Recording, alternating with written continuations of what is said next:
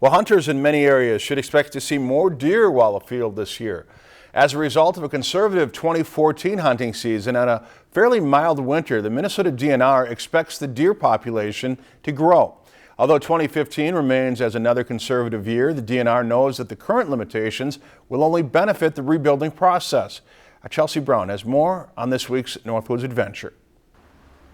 Part of the 2006 goal-setting process of the Minnesota Department of Natural Resources was that the deer population was too dense. We heard that we needed to decrease the population, so we had more liberal seasons up until a couple of years ago because we were trying to reach those goals, which were to decrease the population. But now their efforts have gone beyond their goal, reducing deer numbers too far. Held off because of not seeing as many as we had in the past.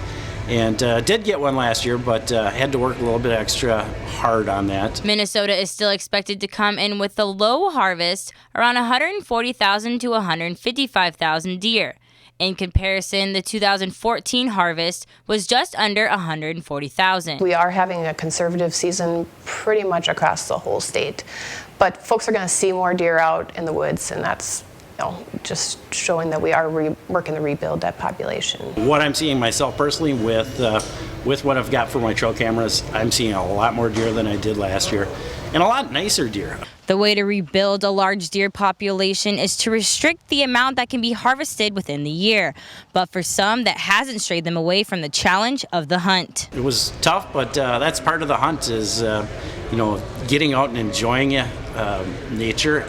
Trying to put your skills to the test. Folks should see more deer out in the woods this year. We had a fairly mild winter in 2014, and I've been seeing, and our staff have been seeing, a number of does with twins. So they're going to see a lot more deer out in the woods. 85% of the 40 of the 128 deer permitted areas located in the northeastern, north central, and east central Minnesota are being managed for higher populations.